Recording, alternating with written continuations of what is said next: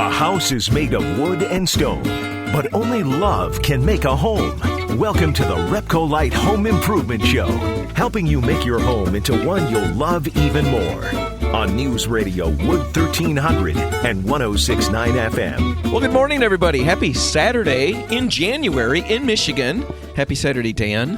Happy Saturday to you, Dan. Yeah, how are you doing? I'm doing well, thanks. Dan Altina, president of RepcoLite Paints. You got to say that every time. I do. Well, I got emails saying, who is this guy? Right. So I want to make sure I explain that. All right. Yeah, people know me. Yeah. They're well sick and tired of me. All right. Well, they're working on getting sick and tired of you. Hopefully we'll get there.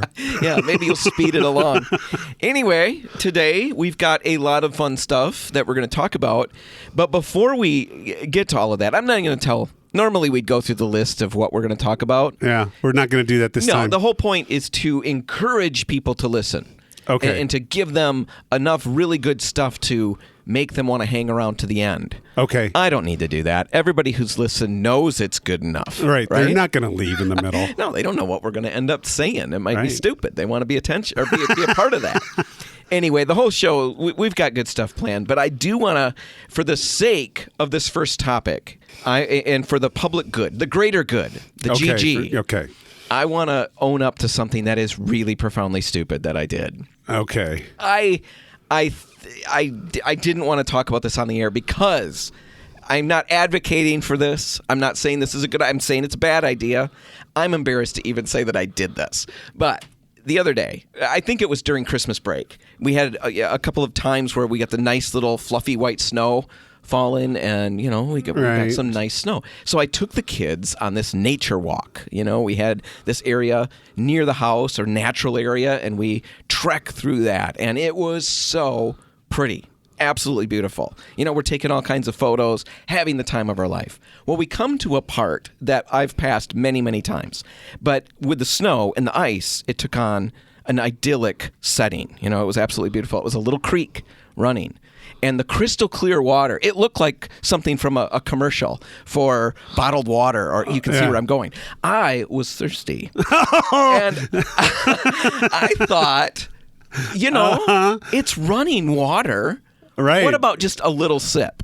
I waited till What could that hurt? I waited till the kids passed, because I didn't want them to laugh at me and think I was an idiot. And then I stoop down and I scoop up a little bit, and I suck it down, and that was not what I expected. It was not this refreshing crystal. It wasn't good. No, it wasn't great. It was kind of flat. And no big deal. Well, I take about 10, 12, 20 steps, and my mouth starts tingling. Oh, no. Is this psychosomatic? Right. Or what did I just suck down? Anyway, as I'm going, that weird taste in my mouth and this weird sensation. And then we come around the corner. I caught up with the kids, and they're all standing in an area pointing at this area, down below us, off the path a little bit. I catch up to them and I look, and there's this source of where my water came from, and it's this mucky, gray, like a cesspool little cesspool of pond. And the kids are going, "Look at that! If you even touch that water, you'll probably die." And I thought, "Oh, that's the water I just drank. It looks so crystal clear down the way." Did you tell the kids? No. This is the first time they're hearing about it. I survived, but it was completely stupid. Every time I walk past that now, I think, what's in there? I don't know. But safety, that's what I wanted to get to. That's the point here. That's the bigger point. Don't drink water on your nature walks unless you want to instigate some kind of severe weight loss program, perhaps. Right. Or whatever. A colon cleanse. Yeah. Unintentional colon cleanse. Yeah. I'm getting to be that age. Maybe I should have doubled up multitask there. Anyway, no, I was fine. But don't do that. But safety. We wanted to talk about that. On the show, we talk about all kinds of things from time to time, and projects and tools that people use. Right. And because of the time frame, and because we tend to blather sometimes about things like what I just talked about, we don't have time for the important stuff. And so sometimes we don't say everything the way we want to say it. So we want to, for, again, the sake of the greater good, talk about a couple of things that we talked about last week and just kind of tack on some safety recommendations. Right. So we got an email from Eric, and he asked, or he had a comment about our welder segment Yes. He mentioned something really good that we need to put out there, which is we talked about welding a snowblower, repairing a snowblower. What he mentioned is, hey, there's a gas tank on that snowblower. And the way you ground... The good ones, at least, have that. Yeah. All of the ones that I've seen. Well, I suppose there's electric ones out there, too. But anyway. Yeah, well, there you go. If there's a gas tank around, if there's something that can catch fire, you have to be a little careful when you're welding. And not just because of the sparks, but also because of how you ground the piece that you're welding. So that was his comment. That was very much appreciated. I liked that, getting that feedback from him. And yeah. So we just want to put that out there. Put that out there. And basically... Just to reiterate, when we talked about welding, for example, being easy, we're not saying it's easy in the sense of there's no precautions necessary. It's an easy thing like folding paper or something. But even folding paper, there's danger. You can cut yourself. Right. We're saying that in the grand scheme of things, like driving a car is a easy, perfect example. But there is danger in, it's absolutely. We get used to it, we figure it out, but there's always danger involved. Yeah. Using a table saw, there's always danger. There's always precautions. We can't cover all of that. Unfortunately, nobody would want to listen to That's it. It'd be so boring and it sounds so preachy. Right. We don't want to do that. So when you jump into a project like this, or a hobby like this with the welding, by all means, you've always got to start by talking to experts, talking to people, and really, really getting a firm understanding. And, ask a simple question. What do I need to do to be safe while I'm doing this? Exactly. Now, the other one that we wanted to quick hit was the using a paint sprayer. Yeah, segment. We were talking about spraying a ceiling in a basement. Yeah, we kind of left out all the safety stuff entirely last week. Yeah. Last week was the no safety episode. This week is the safety segment. Right. We'll get it out of the way, and then we'll get back to not talking about it again. Yeah, exactly. So using a paint sprayer, and safety, we're using it in a very loose sense here. Safety or personal protection. Yeah, things like that. But when you're using a sprayer, the very first thing you need to understand and grasp is that you're dealing with a lot of overspray. Probably more than you imagine. Right. So that means that you've got to protect your space by masking it off, putting paper on the floor. We talked about that part of things. Yeah, like don't use plastic because it's slippery. That's not safe. That's not safe.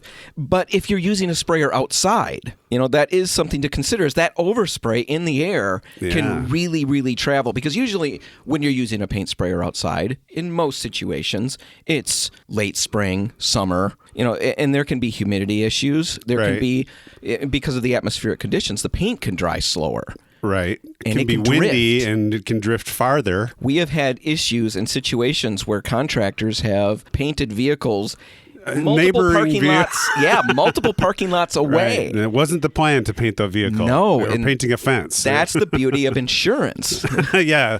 If you want to use your insurance, that's how you do it. Right. You've got to be careful. So just keep that overspray in mind. And when it comes to masking off your room for that basement project that we talked about, one of the big issues is the doorway, because you're going to be leaving that room at some point, and you can actually take that mist with you, that overspray with you, and bring it through the whole house, or at least parts of the house. So be aware of that. Right. Create a curtained doorway with your plastic, and that will at least minimize some of that overspray getting through. Right. And now along the lines of overspray, not just on the floor or on neighboring area, your body. Yes. And most importantly, from a safety standpoint, your eyes. Right. Use a face shield, use goggles, use something like that. Especially when you're doing a ceiling overhead, you're going to get overspray on your face and your eyes. So a hat, clothes that you don't like, because they're going to get overspray on clothing. Right. They're called Tyvek suits. They're white suits. Disposable jumpsuit. Really, really, really kind of fun. Yep. Because you use them for the spraying in the basement, but then you go outside and your neighbors think that there's a hazmat team there. Right. Because that's what it looks like. And then they wonder about what in the world kind of disease is going on there. We always suspected. Yeah, we thought something was up with them. I just want to know. But those Tyvek suits are available. And another thing, you mentioned a hat, but we also sell these spray hoods. Spray hoods. Really, think of a little ski hood, or when people rob banks, they wear those nice little, You could use these to rob a bank too. Although we're not advocating that. Right. Right? It's not safe. Don't send the emails. Dan didn't mean rob the bank with these.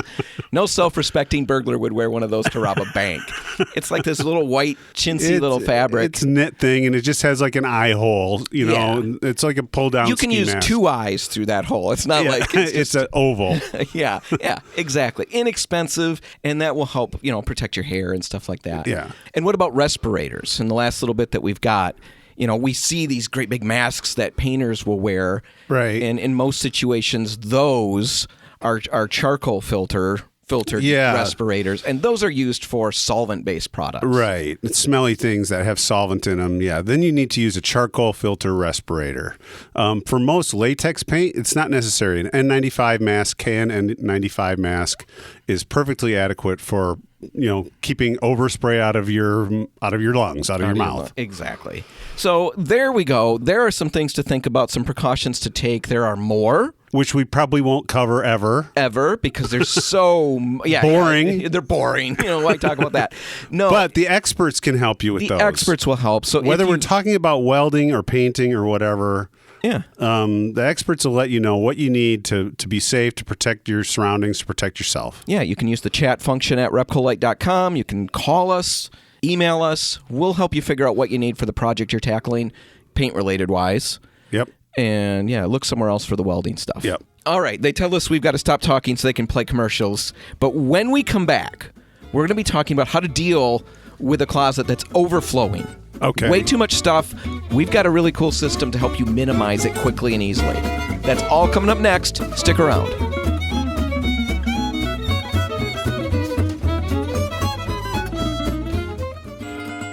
Helping you turn your house into your dream home. This is the RepcoLite Home Improvement Show, presented by Benjamin Moore on News Radio Wood 1300 and 106.9 FM. Well, Dan, I'm curious, how much clutter would you say you have at your house? Do you amass a lot of clutter? Well, you've seen the stuff I've amassed around here. Which is why I asked. It's a little bit curious. Of a problem for me, I guess I'd say. It is. It's a problem for a lot of us. And Betsy and I talked about it, I don't even know how long ago, a year ago or so, but there's this whole psychology of clutter. Oh, yeah. I don't want to get into all of that, but there are literal reasons why we do this. And organizational experts, psychologists will say that it's flaws in our thinking. And it's things like this. If you've ever told yourself, and in fact, I'm sure you have, I have, you look at something and you say, I might need that someday. Yep. That might become valuable someday, or I got it for a really great price. I can't get rid of that. It's got sentimental value. It's got sentimental value. It might fit again later. Yeah, right. I'm going to lose some weight. Yeah, all of those things are literally considered flaws in our thinking. Oh, I can see that. Yeah, we're not going to lose the weight. In most situations, it's not going to fit again. We're not going to need it someday, but we cling to these false ideas, and we keep all our stuff. And the problem, if it was just that, it's no big deal. But the problem is clutter can make us feel bad about ourselves. It can frustrate us. It can frustrate our attempts to even organize our home or to live in our home. Be overwhelming. Yeah. You can't put your new baseball card collection away in the closet because it's full of... Your old baseball card collection. Exactly. Both things you probably don't need. Right. No, that's a wrong one because Mom threw away all my old baseball cards. Right. And you needed them someday. The value of those? Man, I would not be doing this job. Anyway, let's talk about closets because a lot of us struggle with closets in a home. We've got small closets. Yeah, that's my things house. Like that. And we're trying to figure out how to get rid of stuff, how to organize and, make that space a little more usable. And Betsy and I, we've talked about this before, all these different methods to purge your closet, to purge your clothes. To get organized. And I wouldn't go into it, except I just ran into a blog, the Lori Lou blog, and she had a system that I thought was really, really intriguing because it was counter to some of the systems that we've talked about in the past, and in fact, counter to a lot of the systems that you read about. Okay. For purging your clothes and getting that closet, not necessarily organized, but the clothes part of things. All right? All right. So very practical. This is something you can do in a day. So, hey, it's Saturday. One closet per day? It's early. Let's get started, right? Okay. So here's the deal. the first thing you need to do is you need to make your bed. And that's good anyway. Yeah. But you need the workspace. That's the whole point. So nothing new here. We're not breaking any new ground. Next thing is you dump all of your clothes onto it in a great big pile. All right? So everything that was in that closet. Everything in the closet comes out and goes on the bed. We're not, again, blazing new territory here. Pretty much that's what happens. Now, most other places, and what we've recommended in the past, is that now you sort your clothes. All the jeans go on a pile, all the sweaters, all the T-shirts, sweatshirts, all of that stuff, all the unitards that you wear, all of that goes over here. The onesies, exactly. Don't do that this time. Instead of sorting them, you actually jumble this entire mess. Mix them up. Do the opposite of sorting them. Yes. So you kind of I like this already. Do a big mix on the bed and get them all mixed up. Now, here's the deal. Here's what's going on. I wondered why in the world this was so important to her. But she says it's because of this concept of inventory. We create an inventory as we sort things. And the minute she said that, it all clicked in my head, and I understood exactly what she was talking about. Because I sorted my closet by categories a few months ago. And I put all the jeans over here. And then I went through the sifting process, where I decide what I'm keeping, what I'm getting rid of. After they're sorted, now I sift through them, right? All right, what's good? Yeah, okay. And when I did that, I had a certain number of parameters on what I was going to keep. And as I did that, I kept 2 pair of jeans out of a pile of 8 or 9. And because I had a pile of 8 or 9, psychologically or whatever, mentally, I had this idea that 2 was not enough. Oh, right. So I needed to add back to that pile because I'd had so many to begin with. I wasn't doing enough. And yet, the 2 met the parameters of keep. The other ones that I added didn't want. And I ended up adding back things that I didn't really want. So her point is, don't do that. You're not trying to put piles. You're just, sorted piles. You're looking at each thing individually as you pull it out of the jumble. Individually. So that's the whole jumble thing. Now, as you go through the jumble, now you've got to do the actual sifting. Deciding what you're going to keep, get rid of. She had 3 piles. I'm suggesting 4 piles. There's a keep pile. There's a toss pile. That's for the ripped stuff, things that... It's got paint on it. It's just not good most anymore. Of my clothes. Right. There's the donate pile. Oh, yeah. That's good clothes, but clothes you're not keeping. That might as well go to a good cause. And then there's the maybe pile. All right, so the maybe you're not sure of. The way you sift it, this was another idea that I liked, is you simply ask yourself, do I feel good in this? Now, I know it's a little touchy-feely. I like that. I think that's really good. I know. I do, too. I've got a sweatshirt that's a nice sweatshirt. I look good in it, as good as I look in anything. But it clings so much, it makes me feel so bloated that I never want to wear it. Yeah, you don't feel good in it. Even though you might look good in it, you just don't feel good in it. Exactly. So typically, I would keep that by the old sorting method. By this method, that one would go. So you do all of that. You sort them into the piles. And you get rid of the donate's got to be donated. The toss has to be tossed. The keep stuff you put on the closet floor. Don't sort it yet. Don't hang it up. Don't put it away because you're going to start the inventory process again.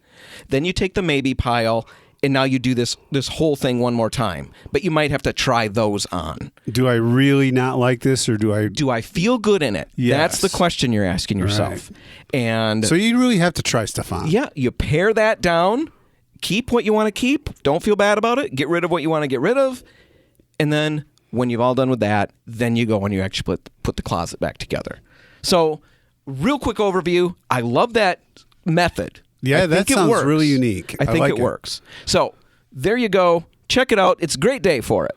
Yeah. It's winter in Michigan. I'm going to go do a closet right now. Exactly. Well, you got to wait till the rest of the show. Okay. Then you go and do your closet. As soon as that's done, I'm digging into a closet. All right. Excellent. We're going to take a break. And when we come back, we're talking closet history. Yes. Buckle up. It's going to be good. That's all next. Stick around.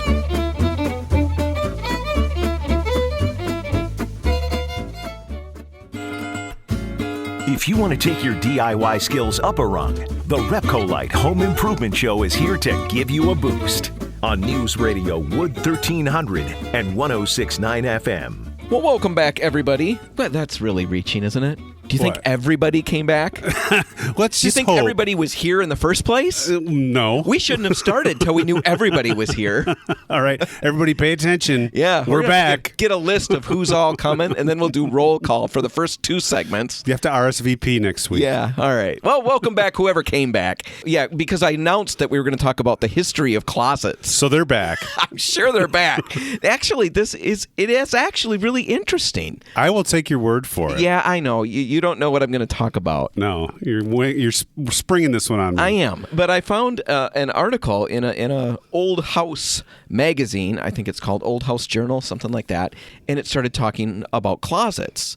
And honestly, the focus was on how to deal with small closets because old houses typically, notoriously, that's my house. Teeny closets. Teeny tiny closets. And that part was interesting. But what I found most interesting was the history of closets because they weren't around. They're actually quite a new, at least when we think of what we think of as a closet, it's a new invention to some extent, a new idea that's being used. So I thought, let's look into that just slightly. And I will do my best to make it understandable for the less informed. I'm looking at you, Dan. Right. Anyway, in Inform me. ancient times, here's the deal. People had all kinds of stuff to carry around, and they started doing that with bundles and stuff, right? They've got a cloak, and they'd wrap all their tools and their armor and their whatever in these bundles and throw them on their back. Okay. Does that sound like fun? Yeah. It sounds like fun? Backpack. No, it doesn't sound like fun. It doesn't sound like fun at all. Some people do that on purpose, but no. Right. So they ended up very quickly coming up with the idea of using chests, right?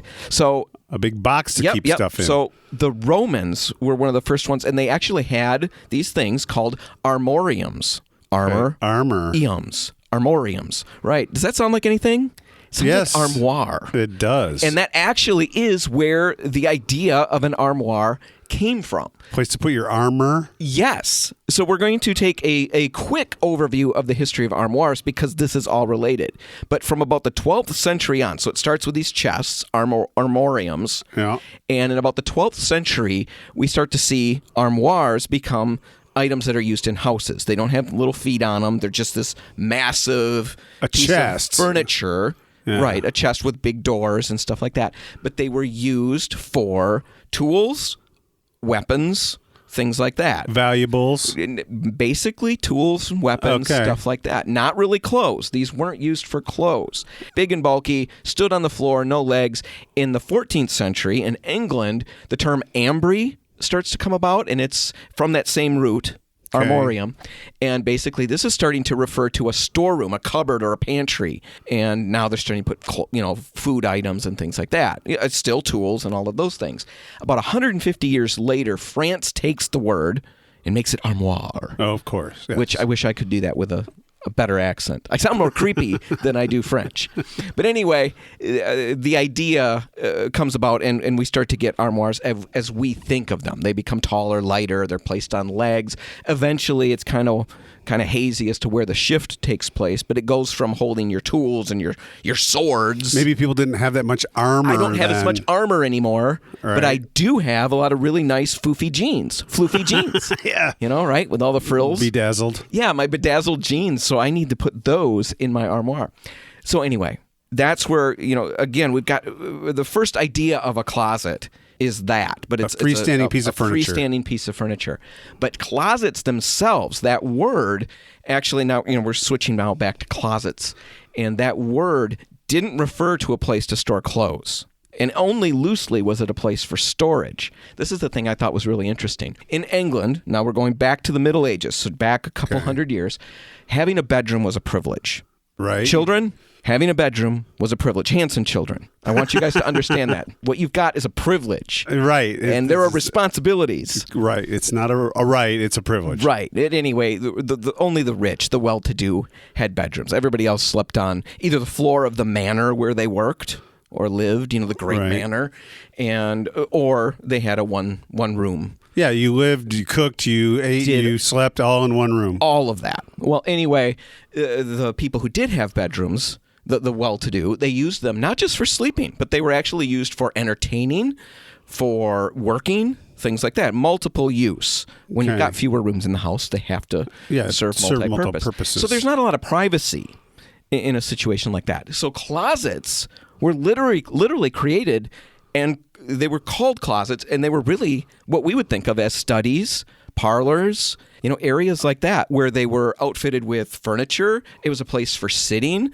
a place to study, a private place away from people. And the word closet still has this meaning of secrecy, closed privacy. off. Right. Think about when you got two people all whispering. We will call that they're closeted together. Yeah, right. And this is where that comes from. And I thought that was really, really kind of fun and interesting. Closed off. Yeah. So that's what closets originally were. Now, as houses grew bigger, the need for closets of this type disappeared. Okay. That's when we started to see these freestanding pieces of furniture start to take the place of closets. And they weren't used for clothes so much at that point yet in England and in America. It was more for liquor, in a parlor. Of course. You got to have a spot like for that. Yeah, all of those things. So, china and glassware and things like that in a dining room. We'd have these hutches or these pieces. Anyway, Mount Vernon is actually a strange historical example of a literal closet. That is one of the earliest examples, George Washington's Mount Vernon, in the chintz room, which that's a fun story to talk about anyway, what chintz is and how the word chintzy came about from that word. And it actually didn't originally mean what we think of as chintzy, but that's for another day. His house had a literal closet that had shelves for clothing, but that was very unusual. Okay. Most everybody else had these, furniture pieces. Anyway, time moves on, and about the 1840s in America, we started to develop the closet as we think of. A closed storage room. A closed storage room. Coat hangers were developed in 1869. What? Yep, 1869. What did people do before then? They hung them on pegs. Not pigs. That would be really, really messy, probably. Where's Wilbur? He's got my coat. No, pegs. They hung them on pegs or maybe folded them on The coat hanger wasn't invented till the mid-1800s. 1869. Wow. Please let me be right on that. After the Civil War. After the Civil War. Yeah. Wow. And then the hanging rod was developed shortly after that. Right. Well, they had the hanger. Now, what are they going to hang it on? Exactly. So that's when that started to come about. And by the 1930s or so, closets were expected standard equipment in a house where we'd actually have a place to put our clothes. They were called reach-in closets. There's no concept of a walk-in closet. That would be mind-blowing. The modern closet starts to arrive in the 50s after the economic boom from World War II. People have extra stuff now. Right. We've got more money. There's this economic boom. We've got a larger consumer culture, and people have more belongings, more need to put them places. So closets expanded accordingly. And if you've got a house from the 50s, you've got what I've got, where you've got double-door closets. It's still not typically walk-in closets. That didn't happen But yet. it's bigger than the closets in my house. Right. So we've got a lot more stuff, or room to put our stuff. Yeah. Okay. Then that's how things work, and then we hit the 80s. The materialistic 80s. Everybody, more and more things we've got. And then it goes crazy. Madonna's singing the Material Girl song, and we're all listening, and we're buying all these things, and now we need literal walk-in closets, and that's where that eventually came from. Today, the closets are still big. Everybody. It's one of those things that people really, really, really want. Yeah. That big walk-in closet. Right, it's with necessary. the wet bar or the dry bar. Maybe the wet bar. Right. I don't know. I don't have... I was reading one article where the realtor had run into... That was one of the things in this particular closet. This house he was look selling. at this. There's a wet bar. Yeah, they just bring people straight to the closet. Sold. Whatever they're asking, I'll give it to them because this closet's amazing. But yeah, they really, really exploded in size and in, basically in our minds, what we think we need. You're right. Now, if you listen to the last segment, we're trying to help the people who don't have that great big space, and we're helping you purge your clothes so that you can fit it in the little closets that you have. But if you're unable to pull off what we talked about last time, I guess it's just a matter of looking, or maybe get a builder.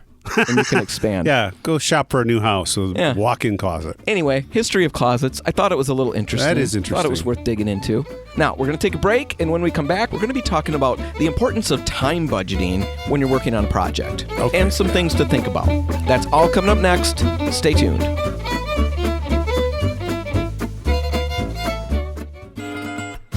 If you want to take your DIY skills up a rung, the RepcoLite Home Improvement Show is here to give you a boost on News Radio Wood 1300 and 106.9 FM. All right, Dan, let's talk about time budgeting. on a paint project. Okay. It's a little nebulous. Right. It's kind of a little hazy for me. I'm trying to find a way to most clearly explain what we want to do here. And I think the best way I can do it is to just make an example of time budgeting on a project done poorly. Gone wrong. And I don't have a specific, but I do have lots of times where I've talked to people in a paint store at RepcoLite where they come in the spring, late spring, early summer, and they want their deck cleaned up, finished, and looking great. And so they want to know, what do I need to do? So you walk them through the process, and we talk about cleaning it and how we're going to have to scrub it around, rinse it, hit it with a power washer, all of these things, and then let it dry 3 to 4 drying days. And the minute you say let it dry 3 to 4 drying days, you just see the color come out of their face. Exactly. And you don't know why. Well, but now you got a good guess why. Yeah, now because we we've do been because there. I've learned it's because they've got a graduation open house or something. In like 3 days from now. Yeah. They didn't understand what the process was. They didn't budget the time accordingly because they didn't know. Right. And so what you end up with is unhappiness. Very much so. Frustration because now they were expected by their significant other Right. to have this space ready. And the whole family's going to be looking at your ugly deck now. Yes. So we want to help people avoid that. And we've got this opportunity to just list out as many things as we can in the next 9 minutes. Okay. So we're going to. And really the whole thing starts with planning. Right. And a lot of times we don't think of that as even part of a project, but yet it is. And there's huge things to consider. First off, do you have the right tools? Right. Before you go to the paint store and buy a bunch of stuff. What do I already have? What do I need? Before you go and fail to buy, exactly. What do I have? What do I need? You want to get the right stuff. That's really simple, but that's just a matter of planning it out, thinking it through. Another big one is color. Yeah. Especially when it comes to a paint project, we see how many times people come in and they get the color right. They go to that big wall of colors, they pick one, and they don't have the context of what it might look like in their space next to their trim, with their floor. Right. I don't have, of course, we don't have statistics on this, but I would say the vast majority of the times, the few times when you get somebody who doesn't like a color, the vast majority are times where they just pick the color in that one day. They stopped in for paint, grabbed a color off the wall. That'll be didn't good. Check it at home. Yeah. Always take time and make sure you budget it in time to check that color out at home. Benjamin Moore has those sample pints. Right. Those are super handy for that. Super handy. And, once you get the color that you want, you can just pour it into whatever paint you're using. Yeah. As long as it's a latex. Right. Whatever product, whatever brand, it'll mix right through that little pint. You're not wasting it. No, you're not at all. So make sure you do that. One other thing before we move on from planning is just making sure you understand the scope of the project. And what we mean by that is that painting a living room wall, is one thing. Staining and varnishing your trim is an entirely different process and products and it dry involves times. Different dry times. It involves different prep. It involves a lot of different things that you want to at least understand. A deck, this is like I said, we'd cycle back to it. But doing a deck involves that cleaning process with that dry time, typically, before it can accept a stain, there can't be water in those sports. The fun thing, the trick is that when we explain that there's a dry time, we always follow it up with good drying weather. 3 days of good drying weather. Can't rain for the next 3 days. And inevitably, there's rain on one of those days, and that kicks it even further. Yeah. Understanding the scope of that project before you even start helps you start at the right time. Right. So if you don't know what that is, and most of us don't, if we're doing projects that we don't typically deal with, right. It's all new to me. All new, and that's what we're here for. You can chat with us online. That works. Just ask your questions at RepcoLite.com. You can email Dan and I. That's really quick and easy. radio@RepcoLite.com. You can call the stores. Yeah. They'll gladly walk you through. You tell them what you're working on. They'll let you know some of the things you need to be aware of. They'll fill you in on the scope of things. Now, that's one part of it, planning. Another part of budgeting time in a project that really, it's important and it can fail very quickly. And in fact, often we skip this. It's the prep work. Yeah. Leaving time for the prep work. Cleaning, sanding, whatever that might be. Right. A lot of people are really stunned at how long the prep work really takes in a project. In fact, we'd say 90% of a paint project is prep work. Yeah, generally, in my experience, it takes longer to do the prep work than it actually does to do the painting. Right. And if you don't understand that, or you don't understand the tools and what you're working with, spackling, for example, you can fill all the nail holes with a lightweight spackling compound.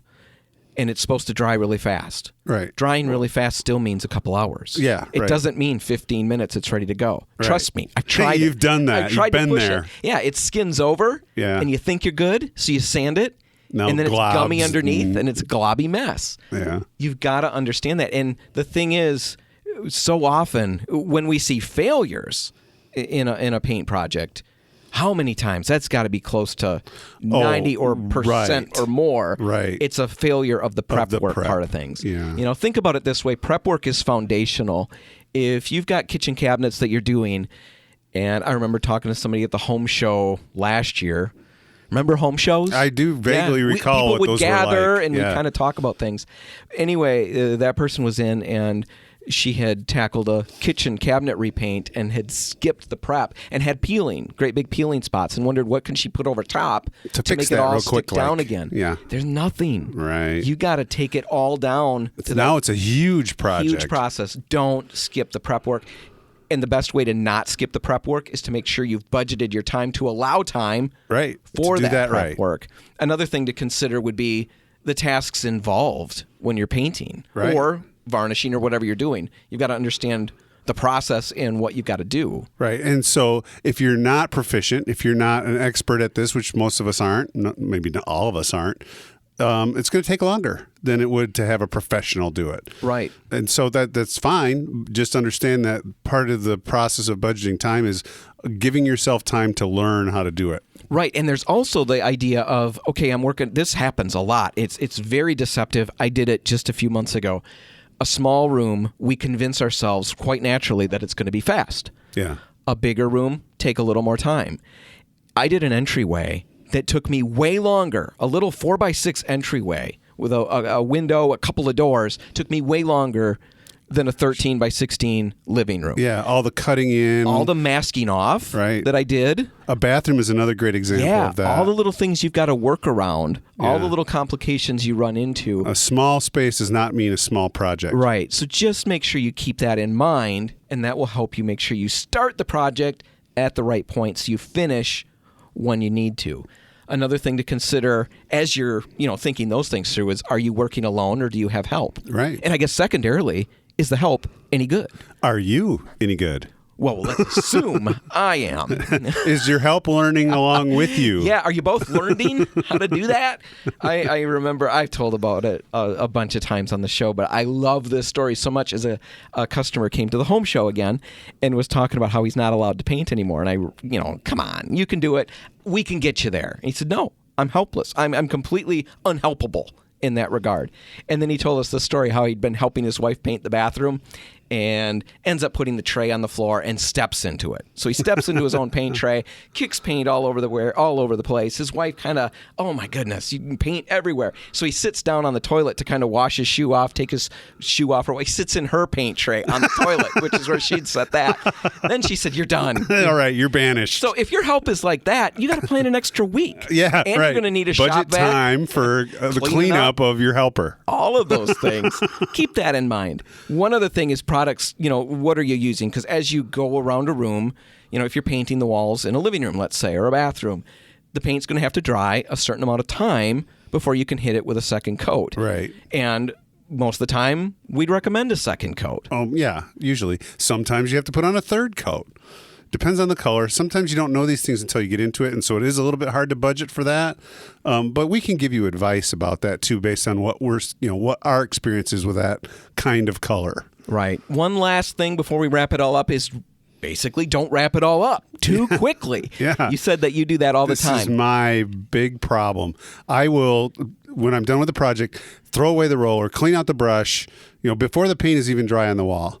Then once the paint is dry, I see, I missed a spot.